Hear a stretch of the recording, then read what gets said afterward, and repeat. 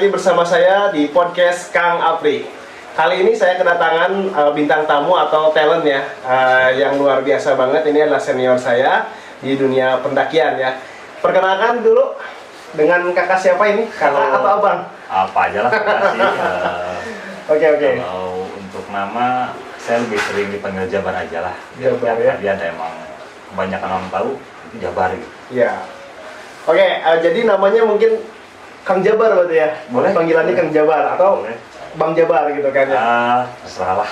Oke, Bang Jabar ini aktif di mana nih? Untuk aktifan saat ini, saya lebih balik layar. Saya juga sekarang lebih fokus juga di Kawalhi, satu aktivis warna alam dan lingkungan hidup. Untuk ketahanan pangan dan lingkungan juga. Oke. Taruh harum juga. Itu sih proyek-proyek yang memang sedang digeluti ya. Oke, berarti ini Kang Jabar ini atau Bang Jabar ini adalah salah satu aktivis lingkungan juga ya, yang masuk ke Kawalhi ya. Kawalhi itu tentang lingkungan juga. Oke, Kang Jabar, kita nih mumpung lagi diskusi-diskusi santai seperti ini nih.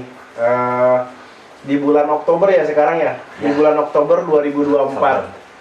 Saya pernah ngedengar atau melihat berita menjabar di beberapa gunung terjadi peristiwa-peristiwa yang mungkin cukup menyayat hati seorang pendaki atau pencinta alam. Menurut Kang Jabar itu gimana sih? Ya, memang saya juga lihat ya di beberapa postingan, di IG, di TikTok, di Instagram, di banyak sosial media. Di bulan Oktober ini memang bisa dikatakan kelam juga ya. Kelam juga. Ngeri banget itu banyak berita-beritanya gitu kan ya. Iya, bagi saya juga pribadi yang sering bikin trip, wah kok kayak gini ya. Iya. Banyak ada yang kejadian yang ya paling ini ya sampai meninggal juga, itu tuh yang jadi memang kaget. Oke, dengan ada informasi atau berita-berita seperti itu dalam dunia trip itu ada imbasnya nggak, Kang? Ada. Imbasnya gimana tuh? Pertama memang pada saat mereka tidak terlalu mengenal trip itu, mereka belum pernah. Dengan trip yang baru mungkin mereka akan mikir berapa kali. Takut berarti ya? Saya takut. Ada gitu, karena terkait kemain-kemain yang ya terjadi di postingan media sosial. Rata-rata itu karena banyak trip gitu. Walaupun ada juga yang pribadi ya, yang pribadi. Tapi kebanyakan memang terkait masalah OT juga berpengaruh banget. Berpengaruh ya? Ya mungkin kalau untuk berpengaruh ke OT-nya lebih ke kekhawatiran orang tua dan juga terjadi sesuatu di jalan atau di pendakian itu sendiri ya, mungkin seperti itu ya. Karena memang ada beberapa contoh yang memang tidak menerapkan sistem manajemen yang baik. Oke. Yang saya lihat seperti itu, manajemen yang baik terkait masalah OT sendiri. Itu. Oke. Jadi emang sih saya pernah lihat juga gitu kan. Ada anak-anak yang baru pertama atau kedua kali naik gunung, pas saya lihat lagi udah bisa bikin OT. Nah, itu waduh, kata saya bingung banget ya gitu kan ya, miris banget gitu kan ya. Karena menurut saya gitu kan, pas saya kelihatan itu OT itu nggak cuman bawa bawa logistik, bawa tenda enggak, tapi bawa nyawa juga ya, bener gak? Iya, itu banyak orang loh. Iya. Kan sembarangan, kalau ada apa-apa mereka harus tanggung jawab sebenarnya itu. Nah itu makanya miris banget ya. Nah itu yang harus dijelaskan, bahwa saya pun dulu pernah sempat kejadian nggak sampai meninggal, saya cuman sakit, dan di situ jujur saya ego saya udah semua turun, gak usah naik lagi. Itu maksudnya gimana? Nah saya bikin OT tuh waktu dulu pengen OT waktu itu 2018 kalau nggak salah, 2018 kita pergi ke Semeru. Oke, Semeru itu biasa tuh. Jadi itu juga suatu kesalahan karena kita membawa peserta yang memang terlalu banyak dengan kapasitas panitia. Oke. Berbandingnya terlalu banyak lah pesertanya, karena kita bawa hampir 28 orang. 28 orang. Itu untuk panitianya berapa biasanya? Untuk seharusnya biasanya sih kita pakainya 5:1. 5:1, itu paling aman. standar Standar. yang paling aman. Oke. Standar. Paling satu. Tapi satu orang itu udah berkompeten kan? Alhamdulillah sebagian sudah berkompeten, sebagian Oke. enggak. Nah itu yang jadi permasalahan. Iya, iya. Nah, yang jadi PR waktu itu memang kita terbagi-bagi panitianya karena memang ada yang sakit. Ada yang sakit waktu dia di Rakung, itu ada yang sakit 1 orang, itu panitia yang stay 2 orang. Stay 2 orang. Stay 2 orang. Dengan Kumbolo itu. Dari Kumbolo itu. Kita panitia 5, otomatis berkurang tinggal 3. Tinggal 3. Sedangkan yang sakit cuma 1 orang, ya mulai 2 orang sama peserta 1 jadi 4 yang tinggal di Danau Kumbolo. Dari 33 orang, berarti ada 29 orang yang tetap naik. Itu pada perjalanan ke Kalimati waktu itu. Kalimati, oke. Dengan tiga panitia loh itu, dengan 3 panitia. Oke. Pas mau summit nih ke Puncak Semeru, yang naik itu kurang lebih 26 orang. 6 orang. 26 orang, karena 2 orang yang memang sudah tua, dia stay di Camp Kalimati. Camp Kalimati karena memang udah kuat lah fisiknya, udah kuat fisik, udah pernah kok kata mereka, memang udah berpengalaman juga. Terus kita juga wanti-wanti, gak apa-apa nih tinggal, gak apa-apa untuk mereka karena memang mereka senior juga sebetulnya. Iya, iya. Cuman kebetulan ikut sama kita waktu itu. Nah, bayangin 23 orang Iya. peserta diaping oleh 3 panitia 23 orang. menuju puncak Semeru. Menuju puncak ya. Nah, itu apa yang terjadi tuh kalau misalkan segitu tuh? Sebenarnya kalau waktunya cuacanya bagus sih, Iya. gak jadi masalah mungkin ya. Jadi masalah, nanti kita bisa jalan aja selama perjalanan itu lancar. Tapi tetap badai apapun itu kita tidak bisa prediksi kan. Oke, karena itu alam. Alam udahlah, kita udah gak bisa bilang wah enggak bisa. Nggak ada teori-teori ini ya. Yang lain lah kalau tentang alam. Udah gitu. Berhenti kita di situ, jangan paksakan gitu. Sebenarnya waktu malam juga itu udah sebelum waktu kita berangkat dari Lampung itu udah kelihatan dari payung ini.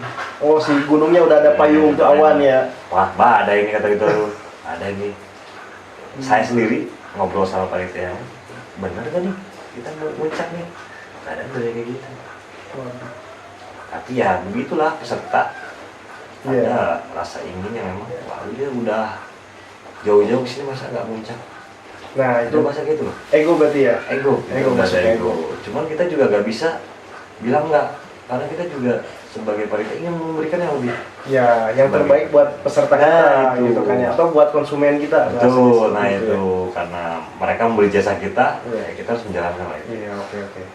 Cuman pada saat waktunya pemberangkatan, waktu itu jam 12 malam, kita briefing, kita wajibin peserta untuk memenuhi persyaratan untuk naik. Oke. Jadi mulai bawa air minum pribadi, tidak boleh ada yang kalau ada yang punya packing foam, bagusnya memang pakai packing foam, karena memang packing pasir. Pasir ya. Terus juga harus pakai gaiter. Oh iya, pelindung kaki berarti biar nggak kena pasir kan itu. Terus headlamp, karena memang wah gelapnya itu nggak bisa main kan, maunya juga di hutan bukan di kota kan. Summit kisaran jam 12 malam. 12 malam. Jam 12 malam. Waduh, 12 malam. Oke lah, kita berangkat dengan kesepakatan. Waktu itu kita bikin kesepakatan karena memang kita pas mau berangkat pun itu masih hujan kan. Iya. Masih hujan ini kan hujan kabut waktu itu, lupa lagi saya. Kita naik ke atas, hujan masih terus. Pas Cemoro Tunggal, di situ baru hujan. Hujan berhenti, cuma tetap kita lihat ke atas masih tetap ada kayunya nih. Masih badai ya. Oke, stop dulu. Pas waktu itu pas waktu lihat ada payung itu, Iya. misalkan si gunung itu kan di payung awan itu hati udah gimana sih gitu kan? Itu udah dari hidup Pak. Sebagai panitia tuh pengen pulang ya. apa misalkan mau lanjut lagi? Pengennya pulang saya. Saya baru 23 orang loh. Bukan seorang 2 orang lah. Ini tanggung jawabnya gede gitu kata saya itu. Saya sebagai sweeper, waktu itu emang saya sering di sweeper. Udah beban juga nih.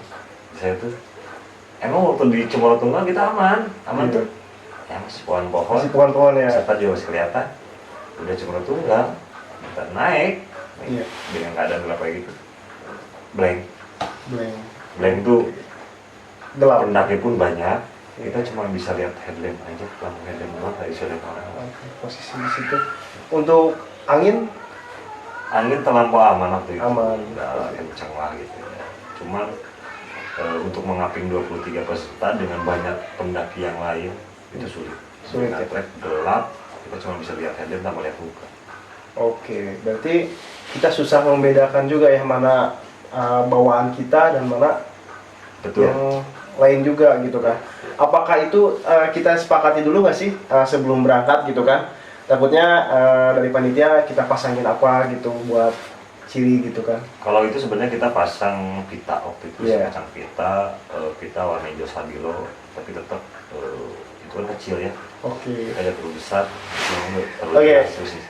Kalau di gunung pastilah gitu kan ketika Ya. misalkan dikasih pita, kita emang udah tujuannya tuh ketika naik gunung, wah ini kan karena emang trip itu orang-orang baru ya, Ya. orang-orang baru pemirsa ya. Jadi orang-orang yang emang kita nggak kenal ikut trip kita gitu kan, yang mana kita kenal, cuman baru pertama ya, baru pertama ketemu. Habis itu ketemu di gunung, di gunungnya tuh banyak orang gitu kan. Ya. Duh, mirip-mirip nih. Kalau kita nggak jeli bener-bener gitu kan, atau misalkan nggak ditanya, dianya nggak nyapa, ya kita sebagai sweeper atau misalkan sebagai ini, jalan aja lurus ya. Nah, Bener gak sih? gitu. Nah, kayak gitu. Ya dulu pun gitu, walaupun pada saat sebelum berangkat kita udah kasih kesepakatan kan, kalau misalkan ada yang sakit, siap berani untuk turun semua, atau terjadi badai di atas, siap semua untuk turun bareng-bareng. Ada satu yang nggak kuat, kita terus di situ udah sepakat semuanya, iya siap. Ada satu lagi, nah saya kan motivasi juga ya sebagai sweeper, terus saya tuh bilang saya itu paling belakang, saya paling belakang. Kalau misalkan rekan-rekan ada yang terlewat oleh saya, tolong panggil saya, karena saya nggak bisa lihat rekan-rekan semua di sini. Ini treknya gelap pada situ. Iya kan, siap. Iya. Waktu itu kayak gitu. Terus setelah itu gitu kan sampai puncak atau misalkan balik lagi sih? Nah itu Itu yang jadi pertanyaan tuh. Pertanyaan tuh kan. Karena lagi posisinya lagi keadaan badai jelek lah, buruk lah Nah. cuacanya gitu kan. Ini yang lucu sebenarnya. Kita udah kasih tahu, kita udah kasih kesepakatan juga sama anak-anak itu atau peserta itu. Sebenarnya waktu itu kita nggak boleh maksain sebenarnya kan, nggak mau saya muncak. Di tengah-tengah perjalanan ada yang tertinggal satu orang. Tinggal satu orang. Kaget kan? Ada gak situ? Hah? Emang ada? Kata satu. Iya. Bukannya di depan, kata satu kan? Saya bilang bukannya di depan. Nggak ada. Itu cewek apa cowok? Cowok. Cowok. Wah, kaget kan? Kaget. Hmm. Yang dari atas rekan saya turun. Rekan saya turun. Cari ke bawah. Udah, kita cari. Kita cari berdua ke bawah. Kebetulan waktu itu yang ketinggalan itu dia adik kakak, cuman yang kedua adiknya, kakaknya udah duluan di depan. Waduh. Cowok-cowok sebenarnya tuh. Ini kalau ketahuan ibunya udah dimarahin.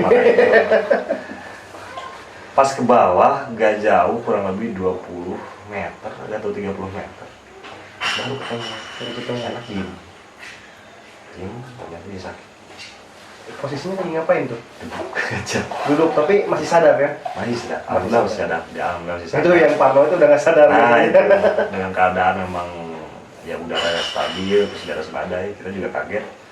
Ternyata dia masuk angin waktu itu, salah. Sakit lah, agak sakit ya. Sakit. Kita juga ada sedikit wawancara karena kita juga ingin memastikan itu kesalahan kita atau memang si pesertanya yang memang tidak menuruti SOP yang dijalankan. Iya, oke. Dan ternyata pada saat ditanya, Anda sarapan? Dia bilang tidak. Waduh. Jangan. Padahal kita udah menganjurkan. Kita sudah menganjurkan. Kalau memang mau summit, diwajibkan untuk sarapan. Iya. Kenapa? Karena kita butuh energi loh ke atas. Gak bisa air sekarang kita nggak makan terus naik, itu butuh energi. Apalagi itu jam 12 malam perjalanan. Posisi lagi dingin-dingin. Nah, itu. Kalau nggak ada kalori yang dibakar, wah udah. Betul.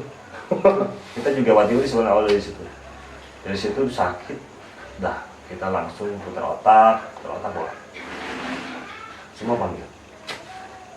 Di titik yang memang memungkinkan dia kita dibawa ke atas dulu, yang di atas itu ke bawah. Tapi itu udah peserta udah di atas. belum di puncak itu. Oh, belum? Sedang berjalan. Masih belum nyampe gitu? Belum nyampe. Nah disitulah, maaf ya, saya sempat marah-marah sama anak-anak itu. Pasti itu wajar karena emang kita untuk mendisiplinkan. Disiplinkan karena emang apa ya, yang kita bawa itu adalah nyawa. Nah. Kita tanggung jawabnya itu ada di di panitia tripnya itu Betul, sendiri betul. yang jadi masalah itu gitu kan. Karena memang kan dari aturan pihak Taman Nasional sendiri, asuransi itu hanya sampai Kalimati. Dari Kalimati menuju Puncak Semeru itu sudah bukan tanggung jawab Taman Nasional. Waduh. Secara asuransi ya, walaupun secara kemanusiaan tetap dibantu. Tetap pasti ada pencarian mah Pencarian ada. ada. Cuman kalau asuransi ya udah nggak diklaim di Nah situ. itu. Nah, di situ juga kita masih membantu, bukan masalah mati gak ada asuransi ya. Iya. Cuma kita sebagai panitia, nah, kalau ada apa-apa kita juga yang berani. Iya. Udah kita suruh semua tuh. Kita udah sepakat. Saya bilang boleh ada satu ngumpul di jalur dekat Batu itu, saya masih ingat. Karena emang si peserta udah nggak mungkin buat naik lagi si satu orang itu. Saya harus mengerti karena posisi juga badai di atas tembok atau saya itu. Terus ada yang sakit sesuai dengan kesepakatan. Ayo semua kita terus. Oke. Nggak ada alasan buat naik. Iya, lebih baik kayak gitu ya. Iya. Jadi untuk supaya aman juga semuanya gitu kan. Sebenarnya masih ada beberapa orang yang pengen maksain. Saya dong nggak apa-apa dong, Iya. saya perwakilan. Egois itu. Saya nggak bisa kayak itu. Ketika dia dilepas, terus dia drop di jalan, siapa yang tahu ya kan? Ya saya sampai bilang gini, ya udah lu naik, Kita tinggal. kita tinggal. Itu bukan tanggung jawab saya berarti. Ya, udah harus tanggung jawab kalau kayak ini. Kata saya itu. Akhirnya dia juga ngalah. Iya. Alhamdulillahnya ngalah gitu ya. Alhamdulillahnya. Ya akhirnya kita turun bareng-bareng ke bawah dengan ya mungkin di peserta ada kecewaan. Tapi ya saya lebih plong gitu. Iya. Walaupun saya kehilangan peserta selesai itu, tapi setidaknya saya tidak membawa mati. Dia menghilangkan nyawa seseorang di gunung. Oke. Jadi gitu ya guys atau pemirsa, barusan pengalaman dari Bang Jabar ketika membawa trip ke Gunung Semeru ya, ke Gunung Semeru, bahwa emang ketika misalkan gunung itu sendiri sudah apa ya, sudah tidak, alam itu sudah tidak bisa sudah tidak bersahabat, ya kita jangan memaksakan, karena alam itu lebih berbahaya gitu kan ya kalau misalkan kita memaksakan ego kita sendiri. Nah, oke, Bang Jabar, tapi semuanya aman ya sampai pulang ya? Alhamdulillah semuanya aman, walaupun ya yang sakit tetap ada karena memang dia sebenarnya dia awalnya sakit, jadi pas naik situ dia cuma bisa sampai Renduk Bulan. Oke, aman ya Tapi semua. overall aman, sehat dan walafiat sampai pulang ke rumah lagi. Oke, alhamdulillah ya. Oke, itu untuk pengalaman Bang Jabar selama membawa trip